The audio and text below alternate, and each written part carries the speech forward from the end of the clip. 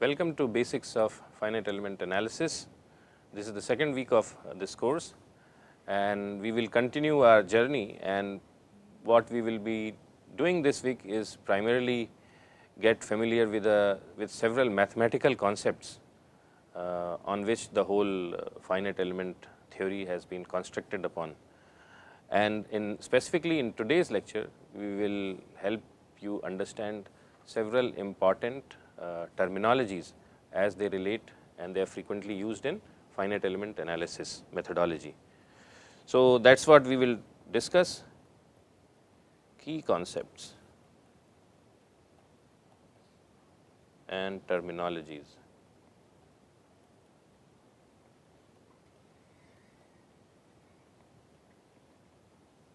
So, the first term is what is a dependent variable and independent variable.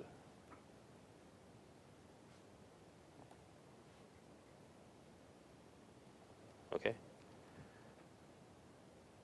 So, let us say we have a differential equation d over dx, a du over dx equals, let us say, q of x. Okay. So, this is a partial differential equation of second order. A could be a function of x. So, that is why it has been kept inside the parenthesis, otherwise it could have walked out. Now, here x is the position,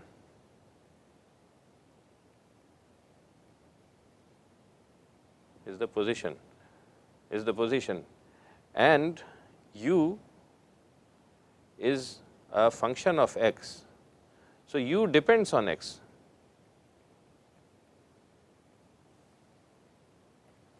X does not depend on u is, x is independent, does not matter what the value of u is, x is a coordinate in space. So, that is why, so x is independent variable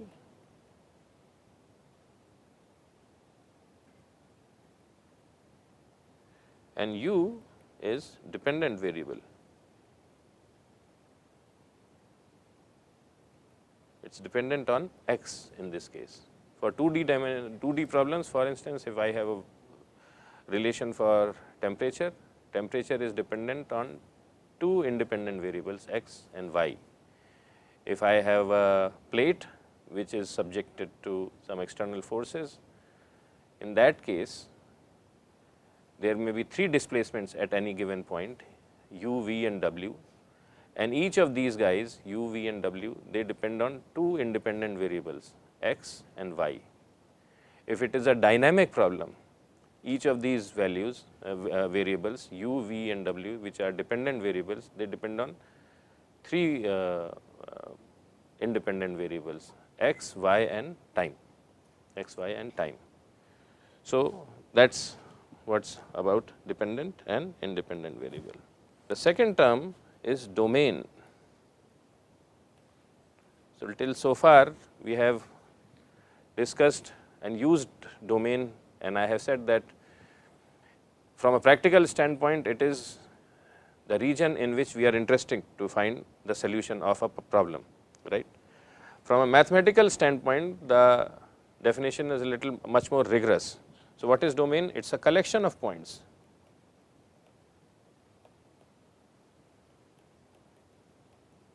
That is the first thing, but then it is not just any arbitrary collection, such that any point P is said to be in domain if all points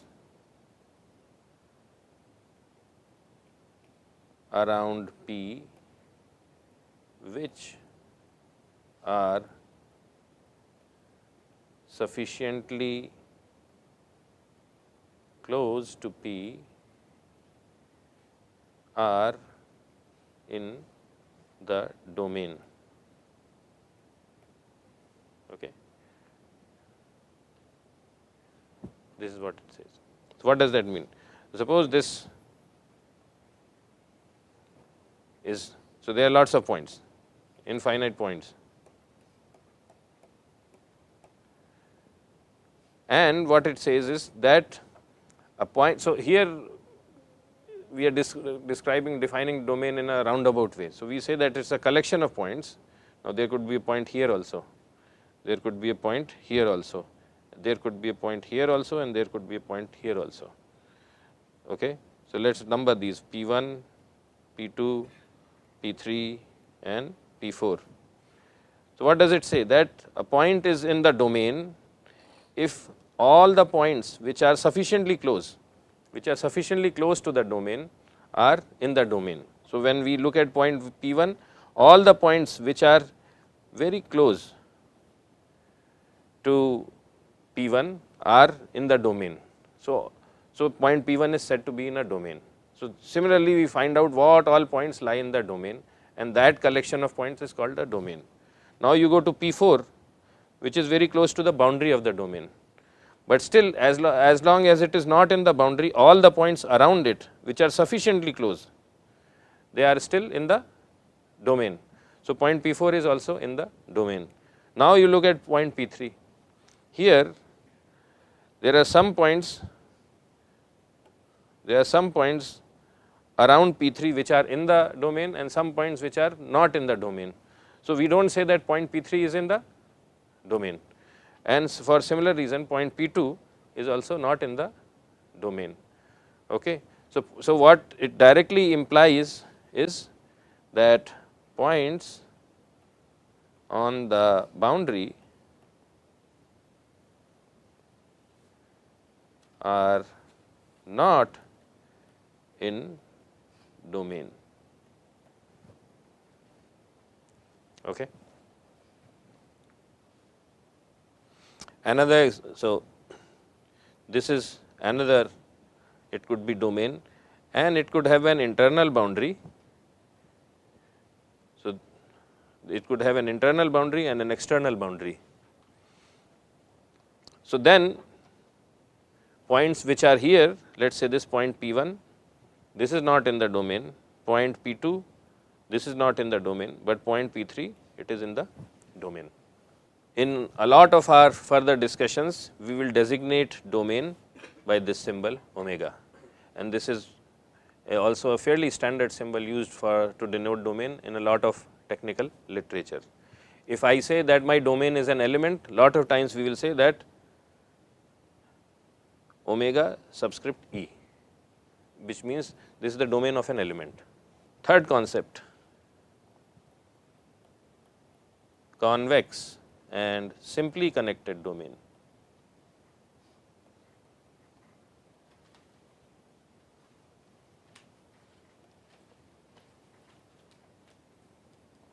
So, what does, so a domain could be convex and simply connected, or it may not be convex and simply connected domain. So, what is a domain which is convex as well as simply connected? It is, this is how we figure out if P1 and P2, if P1 and P2 are any points in a domain and if line P1 P2 lies entirely in domain, then domain is convex and simply connected.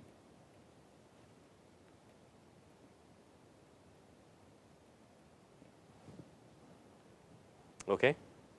What does that mean? Consider this domain.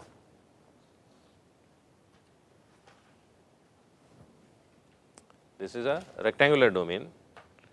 Now, you take any 2 points P1, this statement has to be true for all sets of all the points in the domain. So, you take any 2 points and if you join them through a line, that line will always remain in the domain. Okay.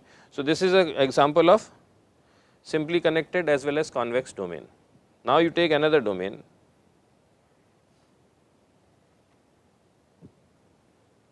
Okay. If I take this point and I take this point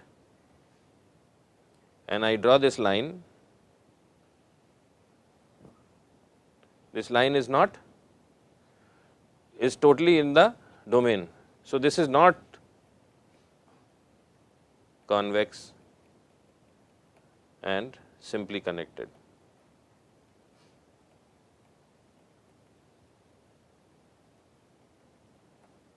Okay. Another example, a circle is a simply connected domain, but if I make a small circle within a circle, okay, then it has two boundaries, boundary 1 and boundary 2, and then I can have 2 points, this is point 1, this is point 2 in the domain, and the line which connects them does not lie entirely in the domain. So, again this is the example of a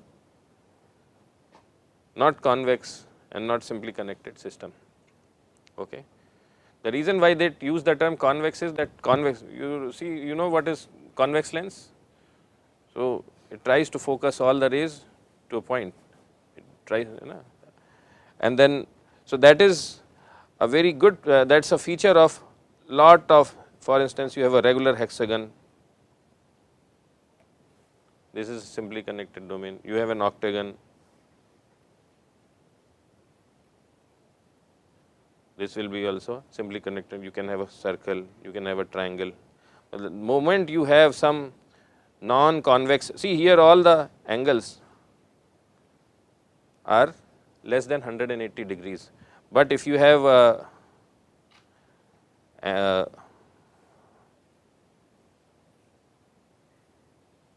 like this angle is not less than 180 degrees, and because of this you cannot say that this will be simply connected because of one. Okay. So, this is what a simply connected convex domain means, and I should have mentioned that we always define symbolize boundary as this gamma. Okay. So, in this case, for this example there are two boundaries, gamma 1 and gamma 2. So, whenever we try to integrate a function on the boundary of a domain, it is not that we just only worry about the outside boundary, we have to integrate it on all the boundaries, whether they are internal boundaries or external boundaries, it is important to understand. The next term is function of class M.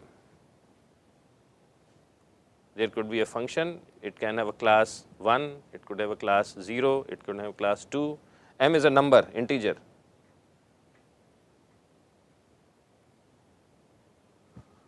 And it is designated as Cm. C is class, M is the integer. So, a function is of class M in a particular region, not region, domain. Okay. What does this mean? A function is of class M in a domain, it has to satisfy two requirements. It should exist in domain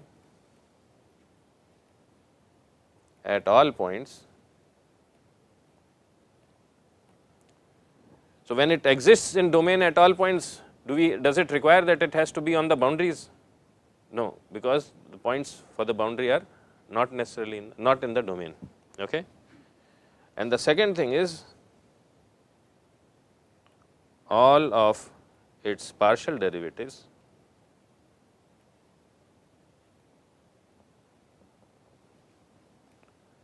up to mth order should exist and should be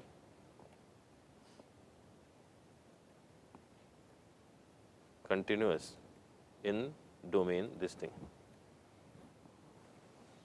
Okay. So, for instance, so this domain could be one dimensional, two dimensional, three dimensional, it does not matter, right. For instance, let us say my domain is a set of points from 0 to 10, x. Okay. So, what does this mean? My domain is on the x axis, this is 0, this is 10.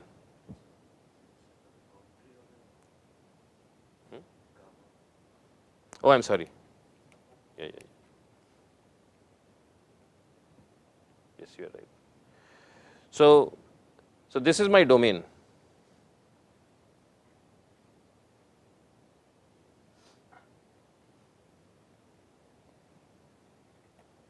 And then I have a function, let us say, and let us say it is equal to sine of x. So, then I see that sine of x is a well defined, it exists at all the points between 0 and 10. So, this condition is true, and then I also see that df over dx exists for all the points in this domain 0 to 10, and all of its derivatives actually exist. I can keep on differentiating it. So, this is a class infinity, right. It is infinitely differentiable, but if I have another function f of x, and let us say it is equal to 3x square, right, then I have the first derivative exists, second derivative exists, but third derivative and onwards does not exist. So, this is a C2 function in this domain. Okay. Understood? Now, if you have a 2D domain, let us say you have some complicated shape, you have a 2D domain and there is a function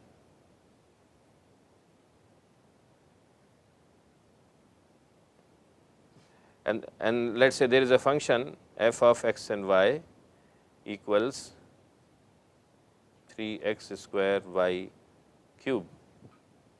Then the way we figure out the class is that all, so does del f over del x and del f over del y exist? So, the answer is yes. So, it is certainly m is 1 or higher, and you go on figuring out the partial derivatives, right. So, then you take the second order derivatives, and if they exist, then it will be C2 if higher ones do not exist. So, del 2f over del x square and del 2f over del y square, they also exist for this function, and but this guy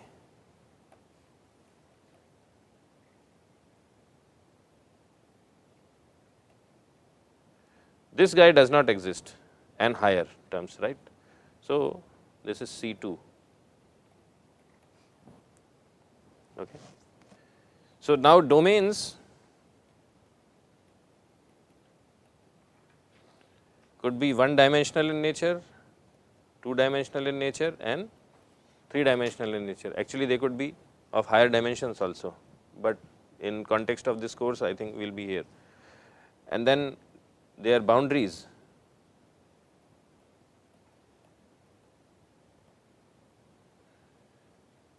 So, a domain could be like this is one example of a domain, these are the endpoints. Another example of a domain, now this domain is not simply connected,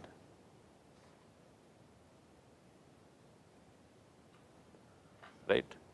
So, this is example 1, this is example 2, because there is a point here and there is a point in this one, and if I connect them, all the intermediate points between these 2 points do not lie on the line. So, this is a 1D domain simply connected, this is a 1D domain not simply connected, right. In this case, the boundaries are just endpoints.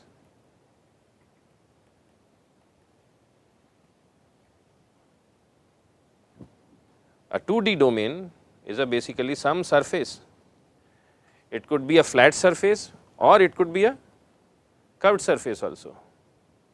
It could be a curved surface here also. So, here it is a line, closed line, right, and here this could be a 3D object and here it is a surface. Finally, we will talk about what are boundary value problems, initial value problems and eigenvalue problems. So, we will explain what are these. So, these are the three types of problems we will solve in our problem in our course. Okay. So, I will explain this by an example. So, let us say my differential equation is this minus d over dx a du over dx is equal to f. So, here u is the dependent variable and it depends only on x, which is the independent variable, and this is valid between, let us say this differential equation, governing equation is valid in this region, and the value of u0 is equal to some constant b naught and the value of a times du over dx at x is equal to 1 equals g naught. Okay. So, what you see is that this is the governing differential equation and I have prescribed the primary value variables and some functions of its derivatives at the boundary. What are the boundaries? 0 and 1. So, I have prescribed, either I prescribe the primary variable or the dependent variable at the boundaries. So, this is a boundary value problem. Okay. This is the example of a boundary value problem. The second category of problems are, again I will explain through example. So, this is my second category is initial value problem. So, in the first case we are prescribing primary variables or their dependents or that is their derivatives and stuff like that at the boundaries. In the initial value problem, consider this equation. So, here u is a function of time.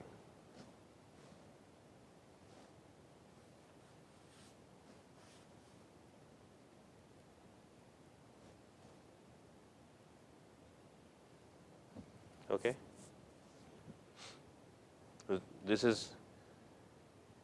So, this could also be a function of time and u is a function of time.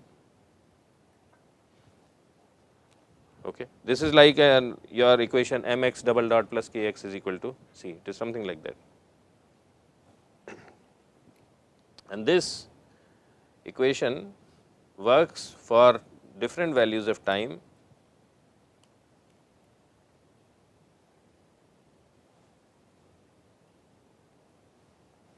and the value of u at time t is equal to 0 is u naught and the value of its derivative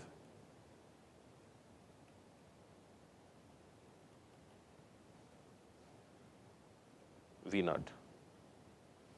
Okay. So, this is the initial value problem. So, in the first case I was prescribing the values at the boundaries, physical boundaries, they are physical boundaries. Here I am prescribing the value of primary variable and its functions not at only one boundary, which is t is equal to 0. There is no t is equal to something else other boundary, right. So, I am prescribing u0 and its derivative at the beginning of time, which is t is equal to 0. So, that is why it is called initial value problem, because I am prescribing conditions which exist initially, not something sometime later. Okay. So, that is the initial value problem. And then I can have problems which are both boundary value as well as initial value.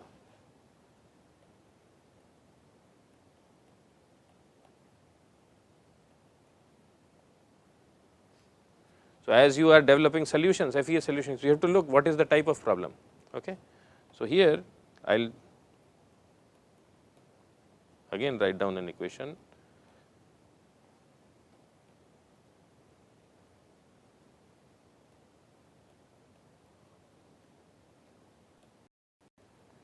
So, here u not only depends on x and it not only depends on time alone, but it depends on both.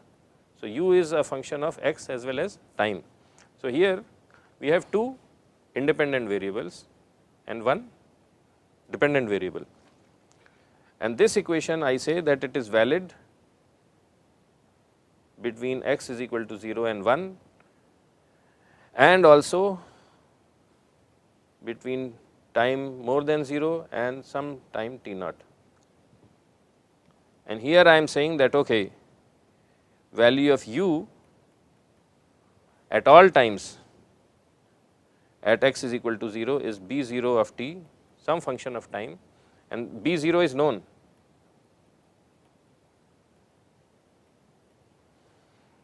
Then value of a times del u over del x at t is equal to 1,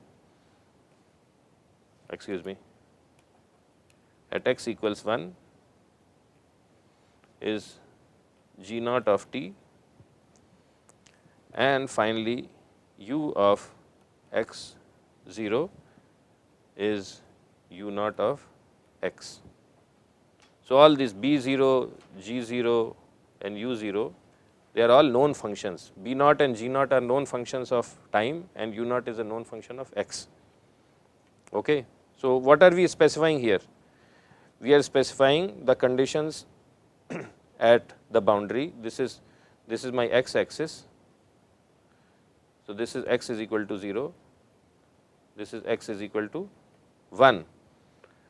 So, I am specifying all throughout the time the value of u at x is equal to 0, this is condition 1, this is condition 2.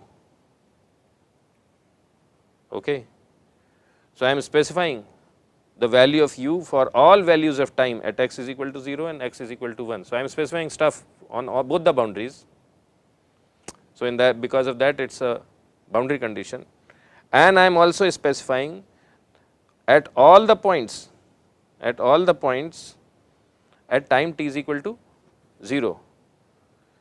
So, this is the condition 3, and that is why it is a boundary and an initial value problem. So, I am stating what the system looks like initially and how it behaves at the ends at all times. Okay. Another thing, there are sometimes people say that this is a homogeneous boundary condition and this is a non-homogeneous boundary condition. So, if B0 was 0, then we would have said that this particular condition is homogeneous boundary condition. If this u0 of x was 0, then it would be a homogeneous boundary condition. If it is non-zero, then it is a non-homogeneous boundary condition. So, this is the last another thing, and last thing we will talk about eigenvalue problem, EVP. So, we have talked about BVP, IVP, BV plus IVP, and this is the last one is eigenvalue problem. So, in eigenvalue problems we solve homogeneous differential equations. See, earlier we talked about homogeneous boundary conditions, here we solved homogeneous differential equations. So, what is a homogeneous differential equation? For instance, d over dx a du over dx minus lambda u is equal to 0. So, first let us look at this equation. This is a non-homogeneous equation. Why? Because the right side of the equation, okay, so our first thing is that on the left side we have put all things related to u, which is the dependent variable. On the right side there is no u term. So, the non-u term is fxt, it is a forcing function, okay, it is a forcing function, and here forcing function is non-zero. Now we look at this equation. Here all terms on the left are again in u or their derivatives, but on the right side the forcing function is 0. So, this is a homogeneous differential equation because f or forcing function is 0. So, it is a homogeneous differential equation, and in this case we solve this equation and we solve it to find the values of lambda. Okay. First we solve the values for lambda. So, this is 1 and then 1. So, we will get several values of lambda. Okay. We may get several values of lambda, and then for each value of lambda we find value of not value of u, we find. Okay. So, these are numbers, and for each value of lambda we find u of lambda, and these are functions. Okay. These numbers are called eigenvalues, and eigenvalues is one single word, it is not two words, it is one single word, and these are known as eigenfunctions.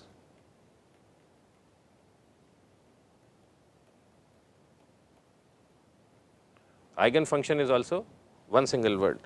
So, here I have just written one particular type of homogeneous differential equation, but any homogeneous differential equation, it does not have to stick to this form, is where we find some numbers like this lambda, and these numbers are called eigenvalues, and then associated with each of these numbers is a u function, and these functions are known as eigenfunctions. Okay. And the last point I wanted to mention is that in German this term called eigen, it relates to something relates to identity. It may not be the exact translation, it relates to identity. So, here there is no external force. Okay. So, the system, the behavior of the system is purely dependent on the internal characteristics of the system. It is purely dependent on the internal characteristics of the system. It is, so these lambdas are basically the identity. If there is nothing external, so howsoever the system is going to behave will be purely driven from the internals of the system. So, that is why this idea of identity of the system is related to this thing called eigen. Okay. So, that is there. So, this closes our today's lecture, and we will continue this discussion tomorrow. Thank you very much.